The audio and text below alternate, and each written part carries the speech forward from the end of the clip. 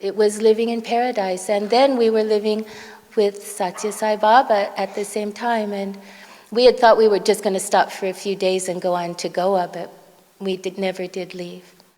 As I walked onto the ashram, someone told me later that Wendell, my boyfriend, was in with Swami, and Swami turned to him and said, "Your wife is here now." He said, "Oh no, Swami, you are my wife." I feel and see Sai Baba standing in front of me. And he's not just standing there, he's standing there with a lota, which is those vessels that you put water in, and he's washing my hands. He's pouring the water over my hands and saying to me, he's saying, "Are you mad at Swami?" I arrived in early January of '71, and Baba was at Whitefield, and the minute I went into that place, the minute I saw him, I was just hooked. You know, I wasn't going anywhere for a while. But he did call us in for an interview, and he said, "What are our plans?" And we said, "Swami, we don't have any plans." And he said, "That's good." He said, "Stay here. I'll take care of you. I'm your real mother and father." And he put his hand on our heads, and he blessed us and said, "Your mother isn't worried anymore." And what was most fun, in a way, occasionally another car would come, Swami would hide behind the car, and we would all laugh at this, and he would laugh at us, laughing at him. And it was just his total playful side, his wonderful playful side. And then I was standing next to Swami, and Swami was also eating from a plate, and he suddenly passes it over, and he says, "Take." And I was like, "Take? What? He said, no, Swami's finished eating. Take, this is also prasad." And my sister and I are just taking our shoes off. And in the old mandir, there were two balconies that opened up to the outside, front and back. And for the first time, Baba comes out on the back balcony. And having been there for a year, Baba only did that twice, and this was the first time. My sister and I were there, and I looked up and I said, "Oh my God, there you are. I didn't even know I was looking for you, and I found you."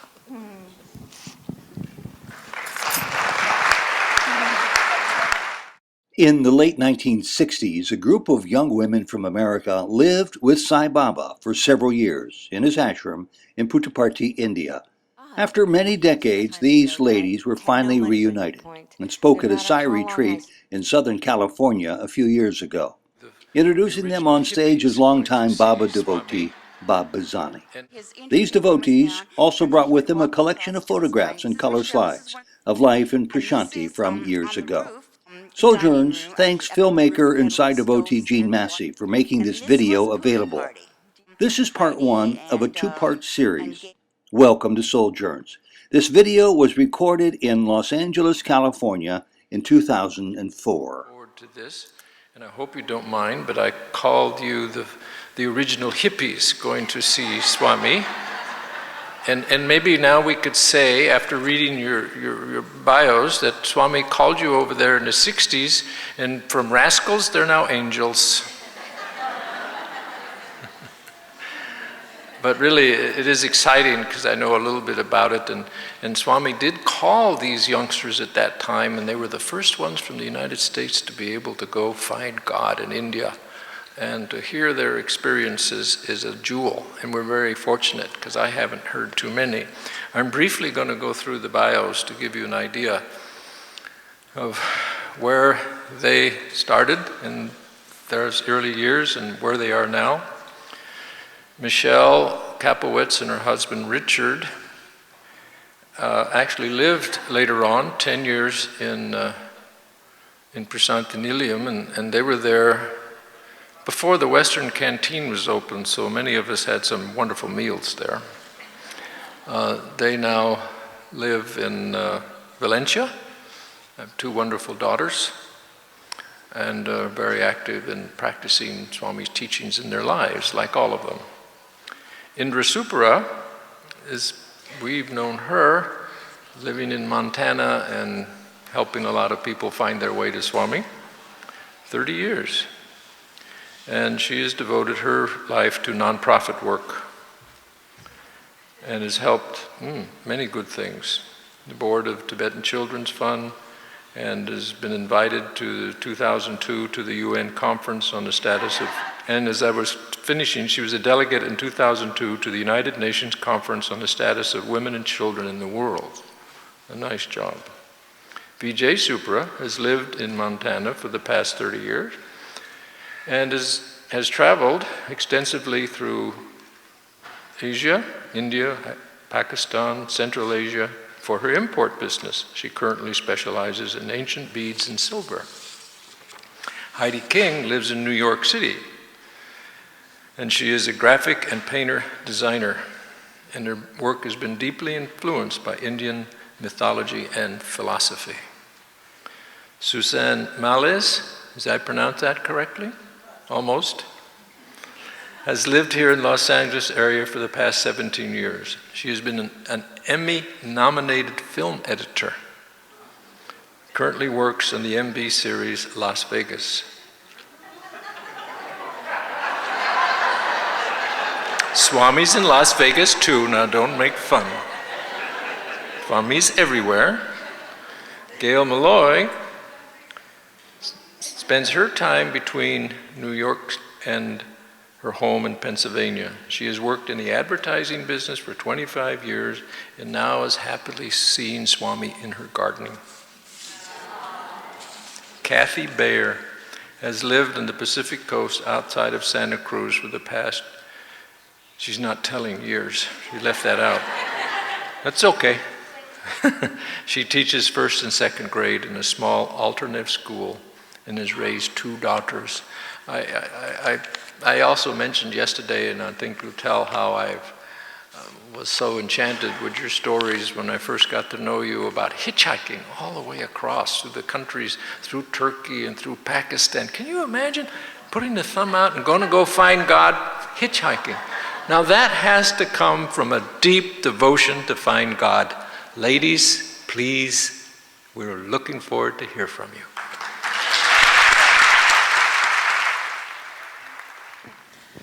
I'd like to give great thanks and gratitude to Sai Baba and all of you for having us here.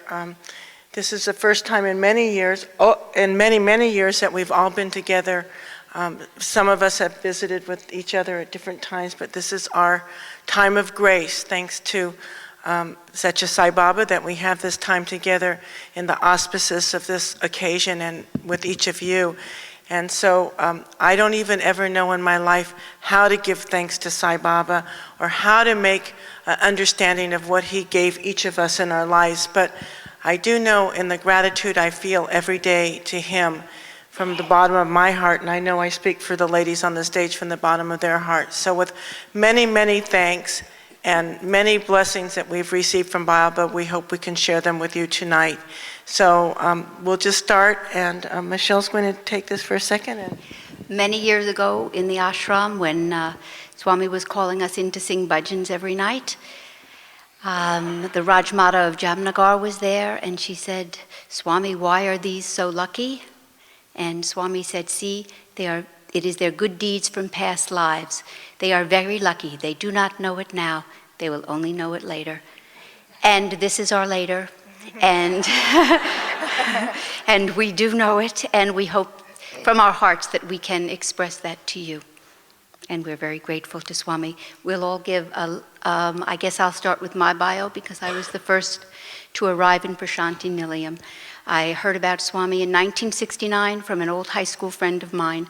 She had been in India from 67 to 69 and wound up at such a Sai Baba's, and she phoned me up and she said, "You're the last person I'm going to call because nobody believes me."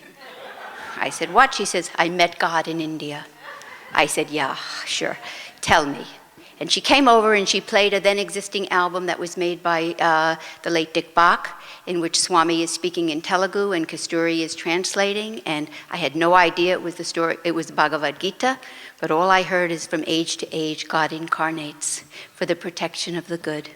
And the tears poured down my cheeks. And she said, "Well, I'm going to go back to India. Do you want to come?" I said, "Count me in." I had been just saving my money, thought I'll just go around the world or something, and this came. And then from that minute on, I guess kept thinking about Sai Baba, and I had a dream of Shirdi Sai Baba in which he covered me in vibhuti. And it took us 6 months. We got a telegram from Sai Baba, but it took me 6 months to get there. We sent him telegrams to get the proper visa so that we wouldn't have to leave in 3 months.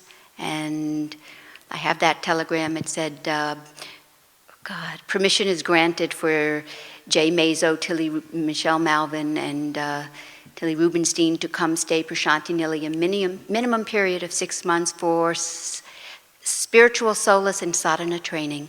Come by Shivaratri. Blessings to all devotees there in New York. Bhagwan Sri Satya Sai Baba. Yeah. On the strength of that telegram, we did get visas. And I did arrive on March 1st, 1970 in Prashanti Nilayam for the first time. Next. Well, I should go next. Oh, yes, and I must say, I forgot to tell you too, I did carry some money for some other people who had been wandering around India, and they were supposed to come to Prashanti Nilayam to collect this money from me. I'm India Supra, and I was the second to arrive along with my sister Vijaya here of this group of women here. And I had wandered around India for quite some time, about 2.5 years, and I had left the United States in a wave of, it was my form of rebellion against the Vietnam War. I was very upset about how our administration was going, and I didn't think I could live in a country where we were in Vietnam. You know, I knew very little about it, but I knew that it was not where I felt comfortable. And I was going to, my mother had died, which was a really awakening to me, and I was going to go to India to find peace and find God, and maybe smoke a little hashish on the way. And this is, so of course I didn't know about Sai Baba when I left the United States, and I did wander around India for many, many years. I had a near-death experience in Pakistan, which really straightened me out in a way that only Sai Baba and nearly dying could do. And after that, my interest in anything except finding truth in God really diminished.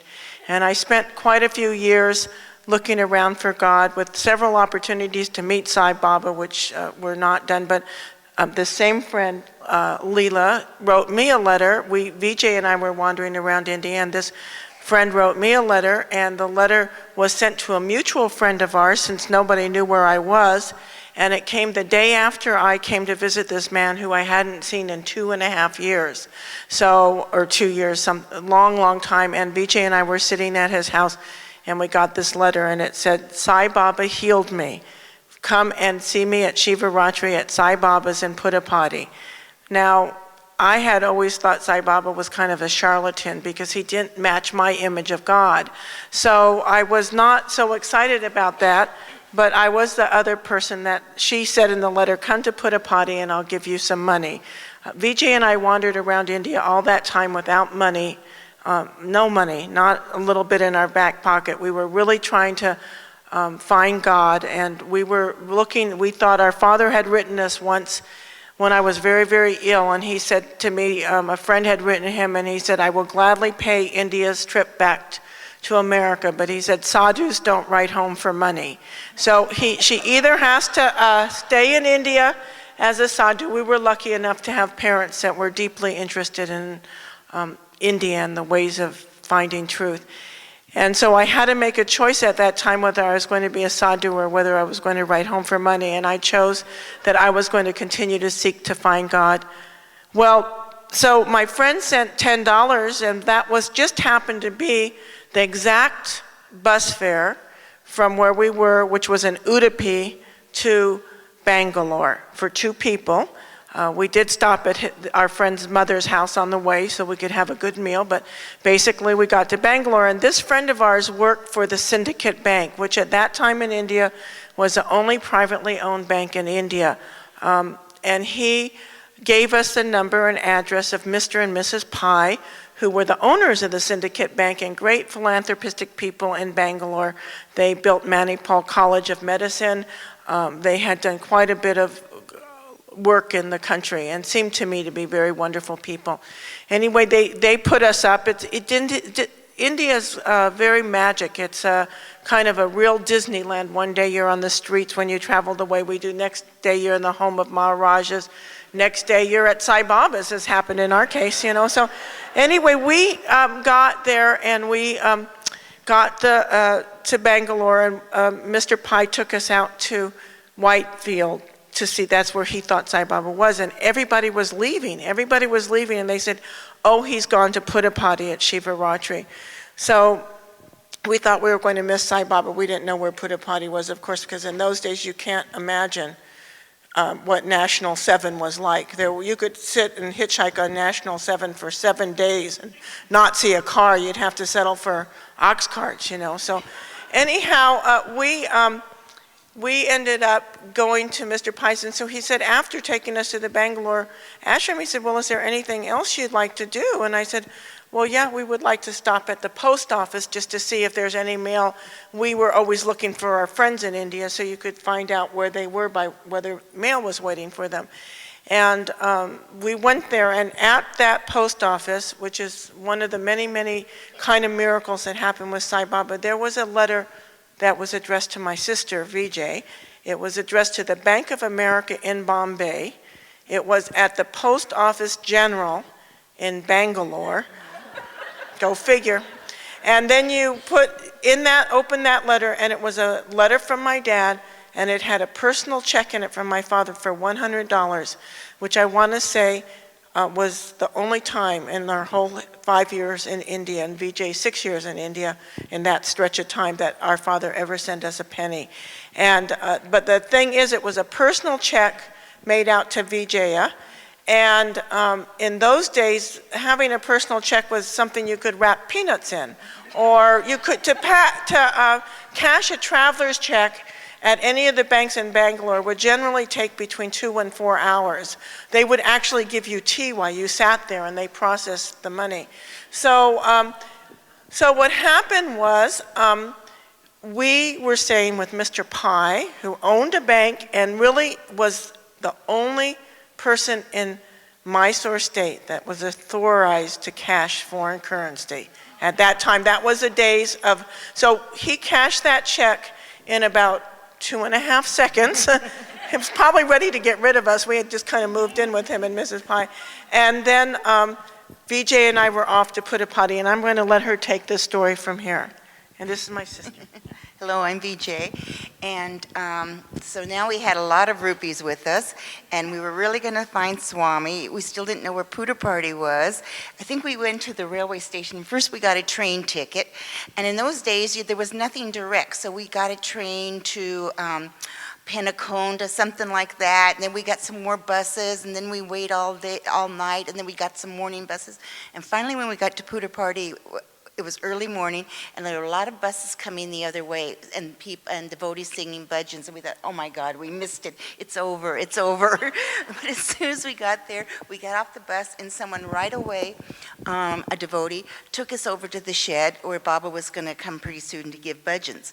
And you know, we sat there. It just seemed like forever. We were waiting, and they gave us a front row seat, and there was a big picture of Swami there, and it was, I think by then it was March 6th. I think Shivaratri was that year, and it was very hot already, and we were sitting there, and finally Swami came out, and he sat in the chair, and we were right there in front of him, and I didn't know if I liked him or not. He was very strange, and we just looked at, and he looked at us, and then he, you know, after the bhajans were over, we just stayed there, and in a few days he called us in for an interview, and he said, where were we from? He asked us what were our plans, and actually we had come there to get that money from Michelle because we were going to go to Afghanistan and buy some hash to make some money.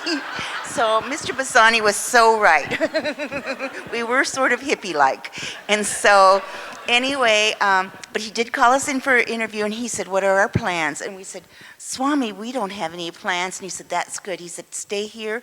I'll take care of you. I'm your real mother and father. And he put his hand on our heads, and he blessed us and said, your mother isn't worried anymore.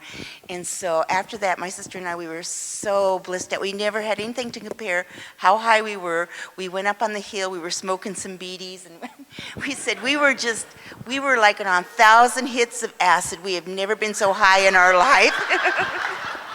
And the sun was setting, and we did. We stayed with Swami forever and ever, and he is our mother and father. Who was next?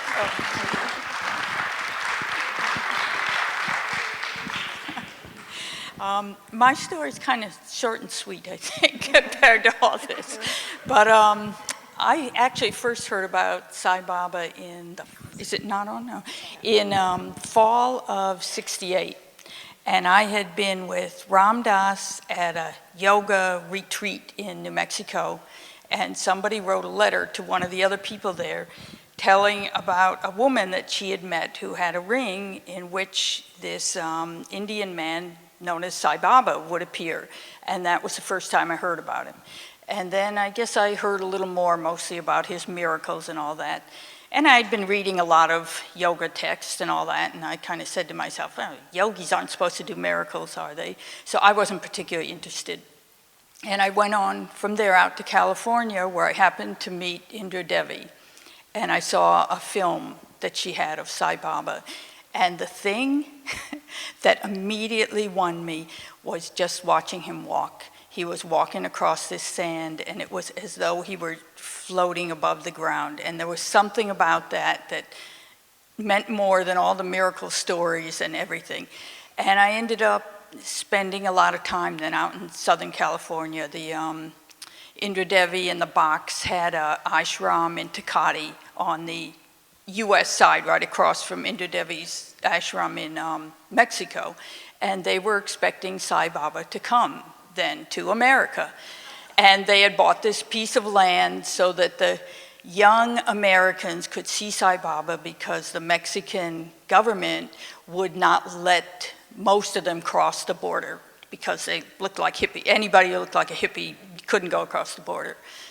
So I stayed there quite a while. I don't remember exactly, but quite a number of months. And then I finally decided that it didn't look like Sai Baba was actually coming to America. So I had better go there. And I went to San Francisco and worked for maybe 6 months or something. I remember I actually earned $1,000. I put it on my little puja table and prayed.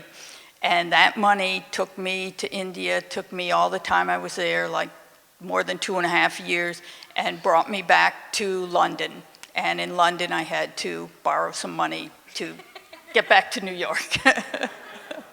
But Sai Baba it was after, actually it was before Shivaratri. I arrived in early January of '71, and Baba was at Whitefield.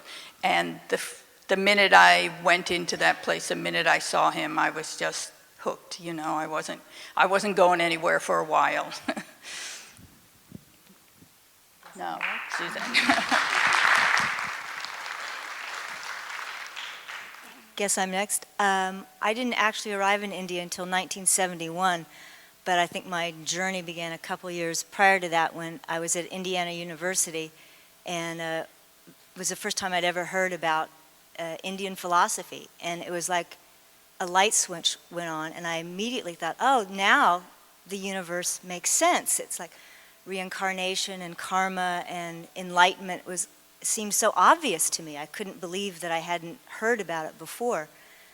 So to condense the story a little bit, not long after that, I ended up living in a house with 5 or 6 other like-minded people that a Western devotee who had just returned from spending time with Sai Baba got together this house for us all to live in and meditate in and learn the teachings. And shortly after that, my boyfriend, who was living with me in this house, someone just gave him the money to go to see Swami. They were always giving him money. It infuriated me because I had to work for my money all the time. His name was Wendell Field, by the way. Many of you know him. He's a great artist who has done many of the paintings for Swami. He painted the college at Anantapur and many other things. Anyway, so he took off for India and wrote me a short while after that and said I had to save my money and come as soon as I could, because this was the real thing. This was a living avatar on the earth, and I should come as soon as I could. So I did that. I saved my money and bought a ticket and arrived at the JFK airport in New York, ready to go with very little money, off to India, not really knowing where Whitefield or Puttaparthi was. I was incredibly naive. And at this point is where it becomes obvious that Swami really was looking out for me, because out of all those thousands of people and hundreds of flights, and I ran into two Westerners who were on their way to Sai Baba's, and they actually knew what they were doing. They had a plan. They had people waiting for them to take care of them in Bombay and put them on the train. And anyway, so off I went with them, and I had read, in some of my readings, I had read about tapas and sadhana, and that, you know, there were certain perhaps tests or ordeals that you had to go through before you could reach the divine. And mine was the train ride from Bombay to Bangalore. It was about 98 degrees. I arrived in the hot season. I was wearing rayon pants and a long sleeve shirt. I don't know what it's like now, but in those days it was coal-powered trains, and there was, of course, no air conditioning. We had very little money. We were in the class that had no reserved seats, and I don't even remember if we actually had a seat or not. We didn't have a seat that we found to sit on, but I don't know if we paid for a seat or not. There were just people and bundles and fruit and stuff everywhere, and the windows were open, of course, and the coal dust was blowing in. It was just like standing in front of a blast furnace. And I don't remember how long the train trip was. I think it was like 16 hours or something really horrible. And I arrived at the ashram, and as I walked onto the ashram, someone told me later that Wendell, my boyfriend, was in with Swami, and Swami turned to him and said, "Your wife is here now." He said, "Oh no, Swami, you are my wife." I don't remember the first words that Swami said to me. I do remember that when I first saw him, people were touching his feet and kissing his feet. And being a Westerner, that was very bizarre to me. And I remember thinking, I'm not doing that. I'm not touching somebody's feet. Needless to say, by the time I left 2 years later, I would have given anything to stay at his feet.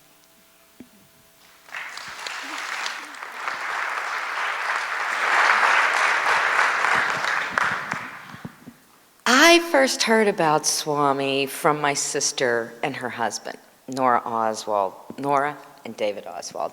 They had found out about Baba from another friend of ours, Robbie Levin. They had come to say goodbye because they were on the way for this pilgrimage. I had no possibilities in life. I was so depressed. There were no opportunities. I had no feel for life. I was really very in a great state of despair. Plus the fact my sister was leaving on this great adventure, and I'm going, oh. And my prospect was stay at home with mom and dad. And I had just turned, 23. Out of the blue, Robbie called the day they were leaving to start on this journey from Pittsburgh to Philly to Germany and on. Robbie called and said, "How about we put our money together so Gail can go?" And I said, "Robbie said this?" It was very confusing. So in 1 week, I was on my way to India. We went to Germany, we bought a van, and drove to India.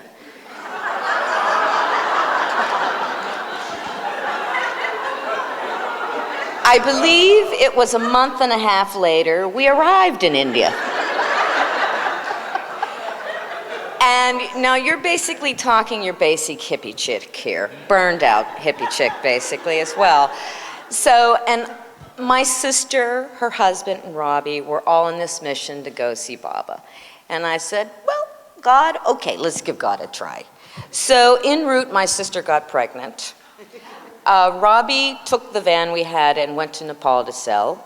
Nora, Oz, and I took a train, a bus, and a bullock cart, where we finally arrived at Puttaparthi. It was September of 1971, and we arrived just after a very large festival.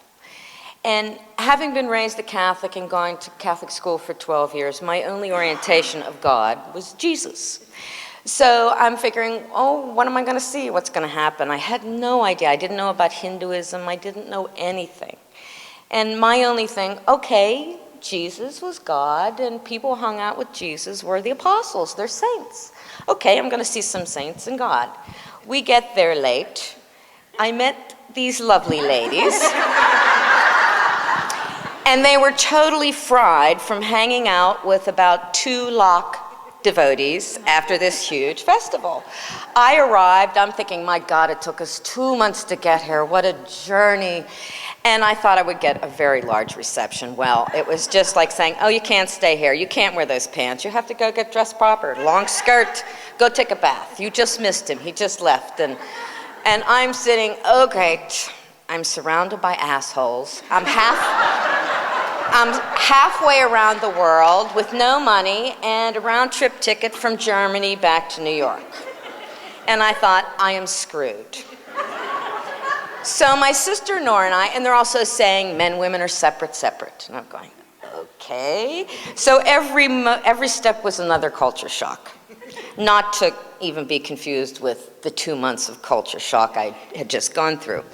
So my sister and I take our shower in the bathhouse with a ladle, and we dressed as appropriate as we could. When we get out of the bathhouse, we're walking over to the ladies' side of the mandir. No one else is around. Everyone else has vanished. We are the only people there. We are told we can't wear our shoes. We see a little sign, no shoes. So we kick our shoes off. It is sunset, a beautiful evening. The colors in the sky were green, blues, purples, golds. Because it had just been a festival, the singing was put over loudspeakers. So I'm hearing this very foreign, exotic, beautiful woman singing these songs. And I don't know what the hell is going on. And my sister and I are just taking our shoes off. And in the old mandir, there were 2 balconies that opened up to the outside, front and back. And for the first time, Baba comes out on the back balcony. And having been there for a year, Baba only did that twice, and this was the first time. My sister and I were there, and I looked up and I said, oh my God, there you are. I didn't even know I was looking for you, and I found you.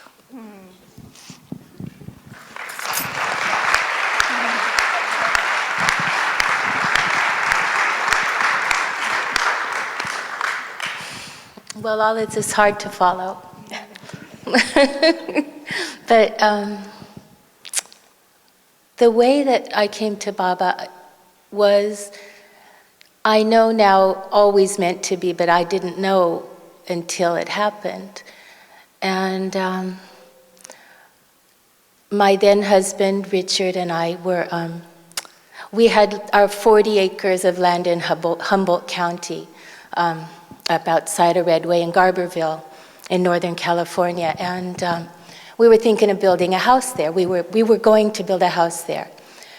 He, at the time, was on the East Coast, and I was planting the garden and getting the place ready. And I met some people who had been to India the year before.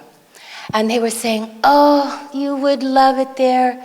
I tell you, you just, everywhere you go, you find a place to be. You know, people are welcoming, it's great. And there's great hash. And whatever you do, you know, you'll just be happy in India. Just go to India. And I was thinking, And then someone loaned me a copy of Autobiography of a Yogi, which I started to read, and I devoured. I just devoured. And I thought, And then Richard showed up after I'd been alone for a couple months out in the backwoods of Humboldt County, and he we had $2,000 saved up, which would build our house we thought that we would be living in by the fall. And we had the foundation started, and we were going to build our house. And I just looked at him and I said, why don't we go to India? And he said, okay. And no planning whatsoever. We had all sorts of animals, and we had a truck, and we had a generator, and we had some few possessions, and we sold everything, gave everything away, and stuck out our thumbs. And on the way through California, we stopped at Ananda Ashram in Grass Valley, which is run by Swami Kriyananda, who was a disciple of Yogananda. And we had friends who were living there. And we went to see them because we thought, well, this is a good way to start getting to India. And someone on that ashram said, oh, while you're in India, you should see this Satya Sai Baba. And so I just kind of wrote it down. And we hitchhiked cross country, we got to New York, we got a ticket to Ireland, hitchhiked through Europe and the Middle East, and a few months later, we ended up in, we went through in Rawalpindi and went up through Amritsar. It was during the Bangladesh War in '71, and we didn't like the north because there was bombings. We ended up in Old Delhi, and Vijay always laughs at me. I didn't know there was a New Delhi. We got off, we just were on the train, and we got off in Delhi, and it was a blackout, and it was in the night, and there was a man who told us, just go there, go to there, they'll let you in, you know, and it was a hotel near the train station, and we were getting in trouble even for lighting a match, you know, to be able to see.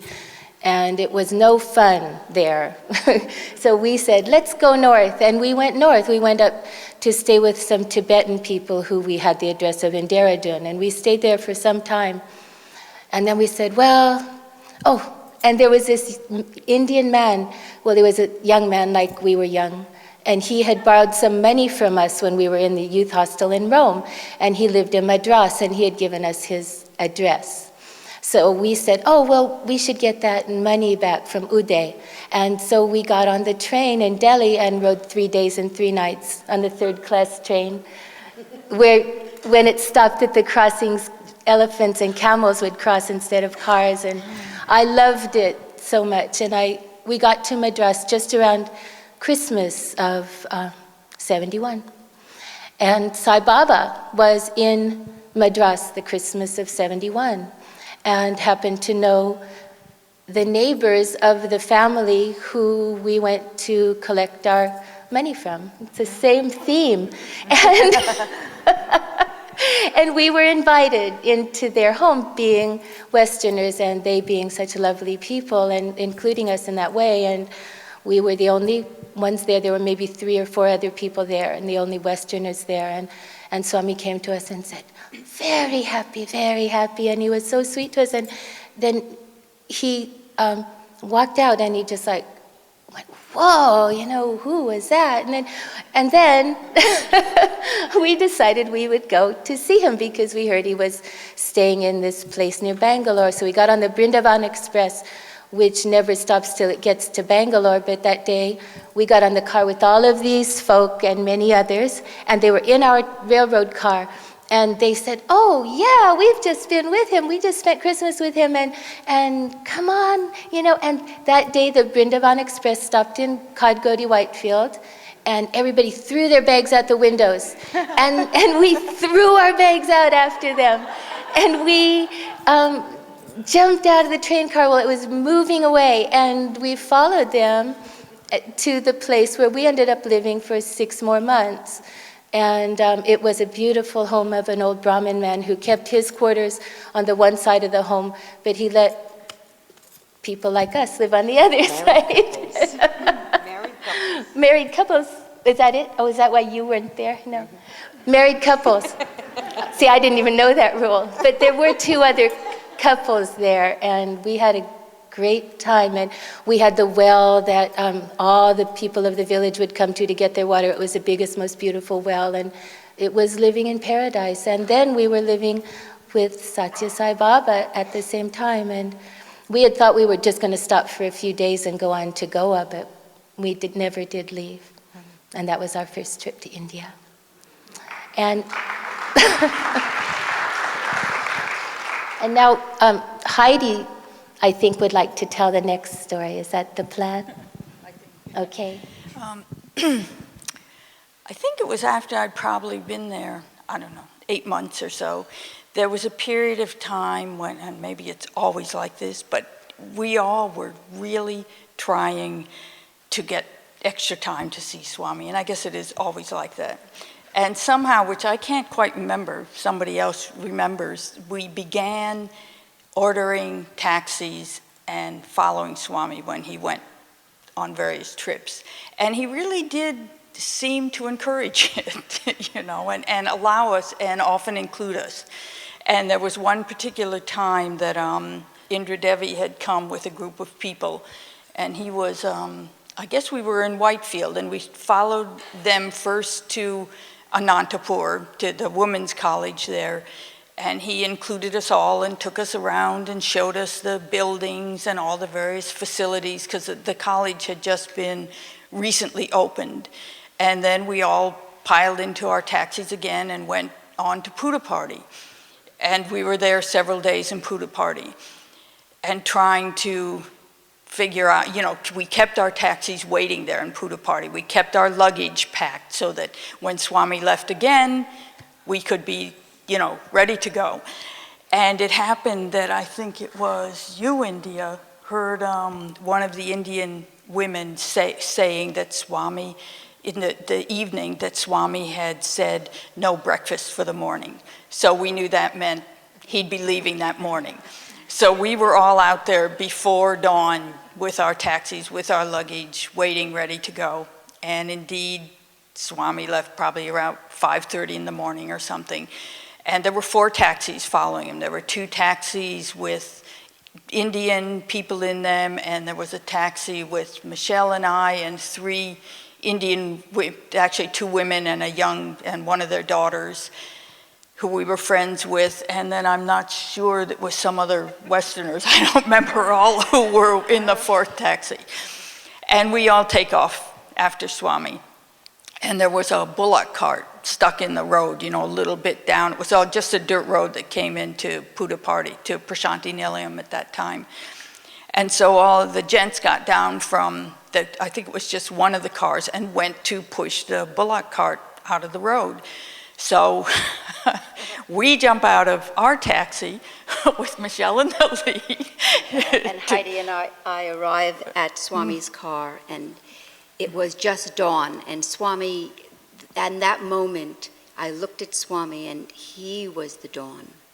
It was complete stillness, and Swami was in profile. And it took about, I don't know, you know, minutes and seconds, you can't even tell for those kinds of experiences. And then Swami turned around and said, "What?" And he told us not to follow. He said, "I'm just going to Anantapur for a few hours, you go straight on to Whitefield." And this one woman, Mrs. Rao, one of the Indian women, kept saying, no, Swami, it was so costly, we kept these taxis waiting 2-3 days, please let us come, please let us come. And he just said, shush, shush, shush, you know, and then they went on, and now we didn't know.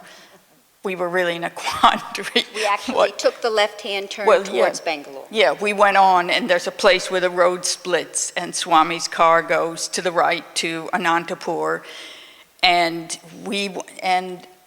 I guess we all started. One of the people in the Indian cars went after him because they hadn't gotten down, so they didn't know that Swami had said don't follow. And we're saying amongst ourselves, what should we do? Should we go on to Whitefield like he said? And this woman, Mrs. Rao, was saying, no, you remember those stories where Krishna told the gopis, you know, stay at home, and he goes out in the forest, and all the gopis went anyway to dance with him in the forest. So she was very persuasive. And first, I think Michelle said, all right, yes, let's follow him. And I was still very hesitant. I was really scared. You can't, Swami tells you one thing and you do something else. So we decided finally, well, we'll follow him, but we won't go into the college. We'll just wait outside and we'll wait till he comes out and then we'll follow I thought to myself, oh, Swami, I want to follow you so badly.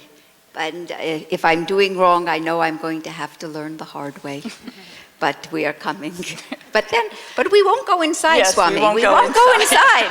We'll only sit outside of the car. We'll only sit. We won't go inside. So it's all right, right? Yes. So we did do that, and we pulled up on the road. There's a gate goes back to where the college is, and the other taxi of people had also come, and they were saying to themselves, we're coming because we have business in Anantapur. So, and they did go on to Anantapur at this point to do their visa business or whatever. So we're sitting outside in the taxi, and Swami comes out on the balcony, the outside balcony, and he waves us to come in.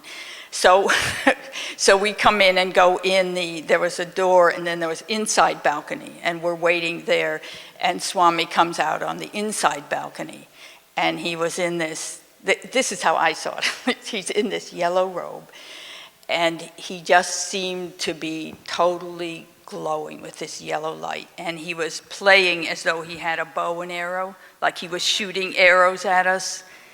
And then he says to us, Pancha Pandavas, and he called each one of us out. Dharma Raja. Yeah, Dharma Raja. Dharma Raja. Arjuna, with the Indian woman who was big, she was Bhima. And he was just as sweet as could be to us. So. How did you know Swami's program? How did you know Swami's program? And we're like, oh, Swami, this is so wonderful.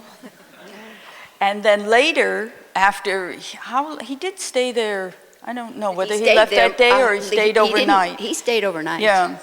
And the next day, we're again following him, but now we're kind of part of his party. Didn't we lose the taxis that time? I don't remember that. We followed on from that. We did? Okay. Yes. But the Kamanis had come from Bombay, and they had brought these big tiffin carriers. That tiffin carrier was this big. It was huge. So we all there were, I think, Swami's car, our two taxis, and the Kamanis. I think that was all there was. The Kamanis were later, though. They were coming, but they stopped. No. So we're going down the road, and at one point the Kamanis had to stop and get petrol. And we all went a little further, and Swami stopped there. I think he wanted tiffin, and we all get down from the car. That big shade tree, yeah. If my memory serves me. And right? Swami asked, where are the Kamanis? So I said, well, they've stopped for petrol. And then Swami said to me, where is your petrol? And I said, Swami, you're my petrol. And then he said, how is it? Yes, here I am, fill up. Yeah, I'm ready, that's it. I'm ready, here I am, fill up.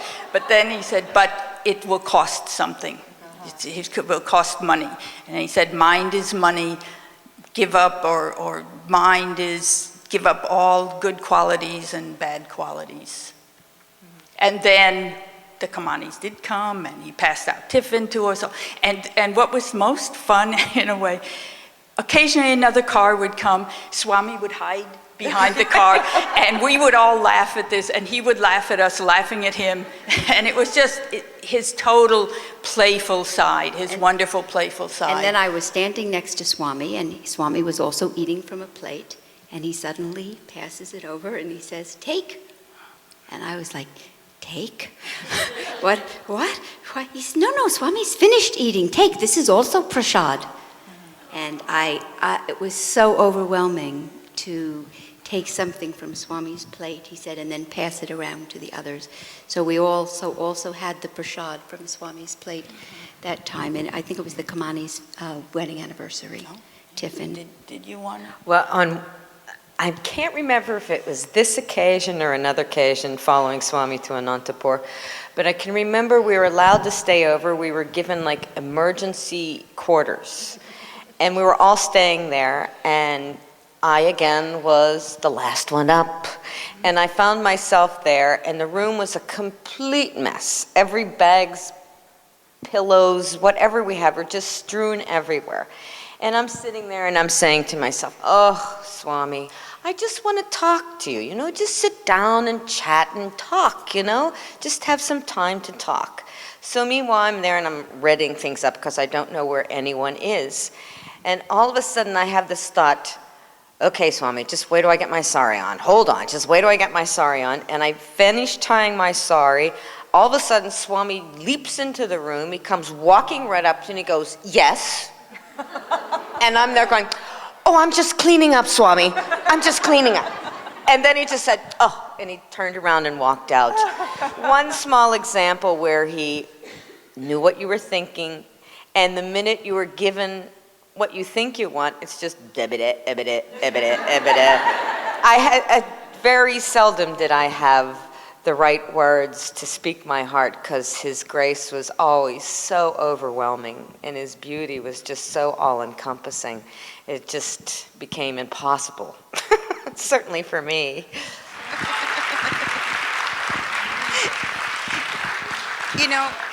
For you guys bringing us together like this has been so fabulous because what we did to make this little slide show, everyone brought photos of our own personal collection, and then we took them and had them scanned, and we put these together for you. So I hope you like them. And they're from our period of Sai Babas.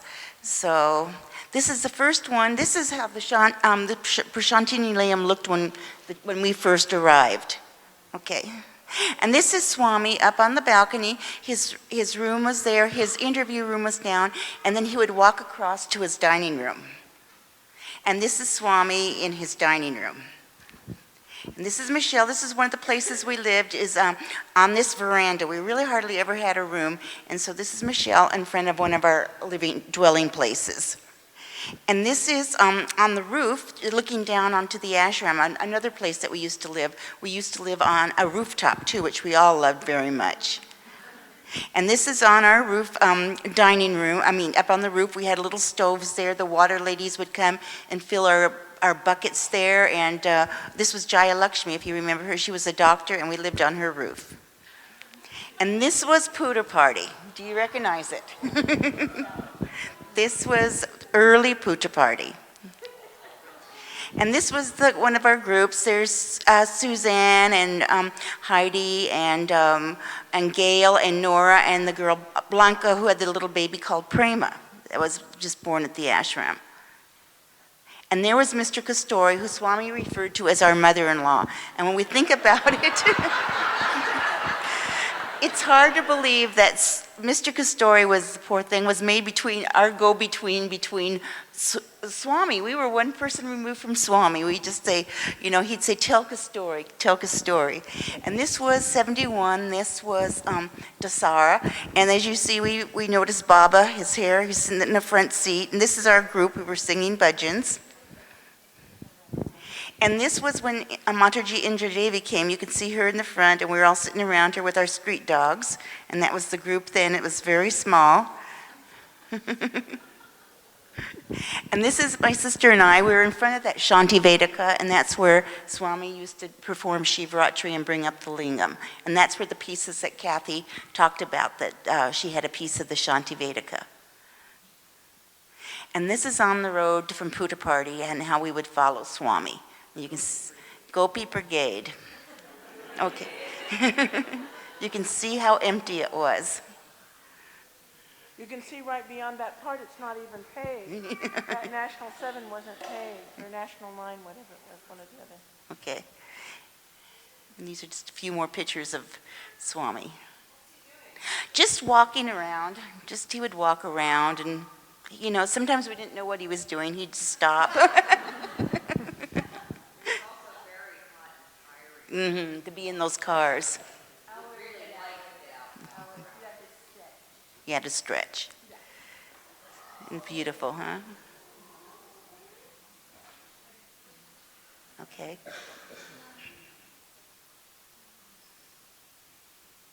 Okay. Now this was us when Swami gave us these saris. This was the first group. There's 7 of us, and that's how many of the girls that lived inside Swami's house. He had given us these saris, and then we posed with him on the roof in Whitefield. Okay.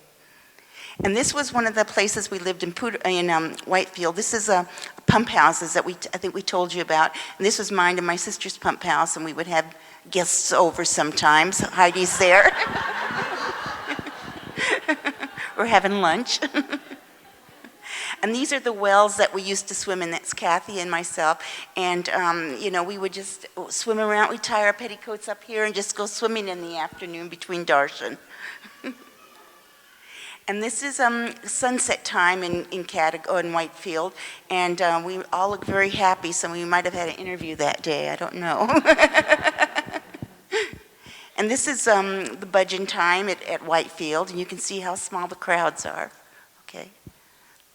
And Swami. Okay. Very close to him. We thought the crowds were big sometimes, but as you can see, they weren't. Yeah. Yeah. Okay. And we're on the porch learning some bhajans. Okay. And there's Swami after darshan. The Thursday crowd. This was the Thursday crowd. Okay. This might have been during the week crowd. Darshan. Okay. Okay. Very small, okay. And we're waiting in between darshan, okay. And now this is what, if you didn't take the SRS, the direct bus that left the city market at 1 o'clock, there were other ways to Putter Party, and so you could take another bus to Bukapatnam or someplace, and then we'd take a Tonka for a little ways, okay. And then we'd get a coolie to carry our stuff across the river. This is true, okay? And these were the scenes that, we'd walk through these villages before we got to the gates of Putter Party. And this was the Putter Party's second incarnation when it all started to build up. And this happened like in 72, the summer of 72. Okay. And you can see the buildings just first getting constructed, okay? And this is what Swami would do. He would, after a function, he would hand out vibhuti to everybody. Okay. And there's Kathy receiving a sari. He used to give us ladies' saris. Okay. And then this is inside the Purnachandra. We'd have different things. We'd be painting signs or something like that. And it was a great way for us to do the work. And then Swami would come and check up on us. Okay. And this is in Madras. This is 1971. Christmas in Madras. Okay. Singing Christmas carols to Swami. And he's handing us a prasad.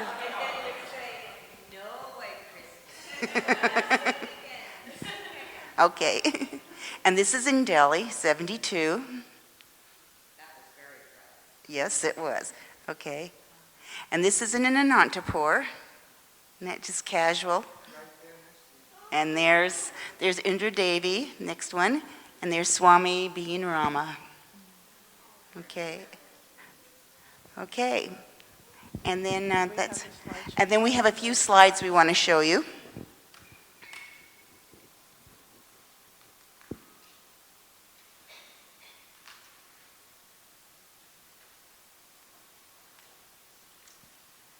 Nice slides of Swami at darshan. We're waiting.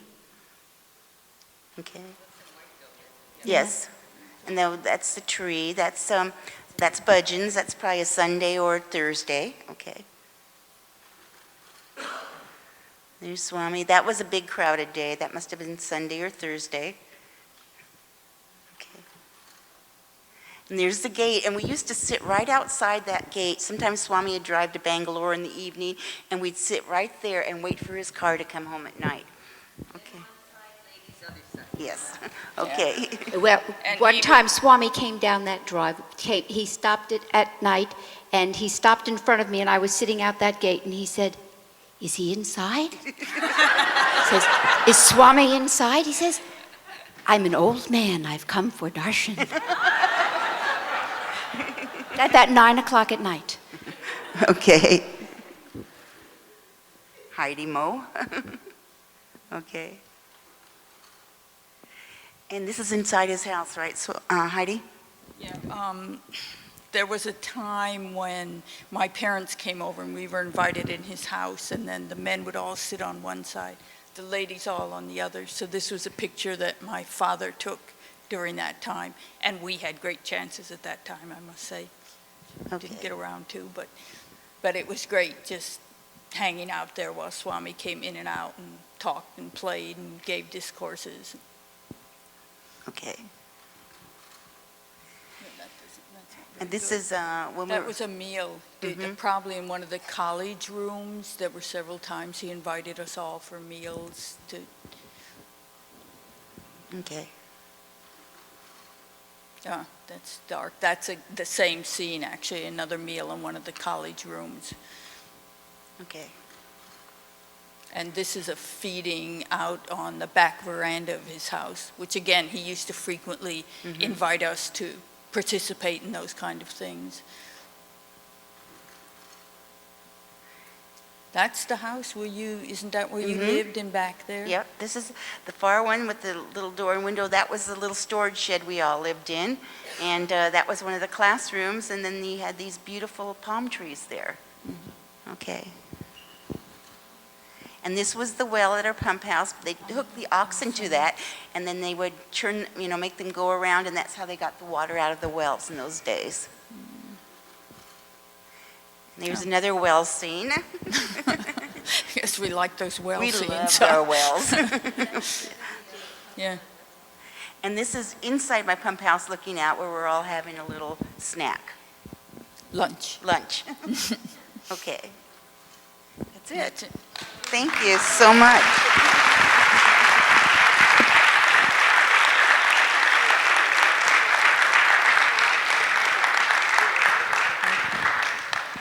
I just want to say that we have so much more to tell. We had so much more to tell.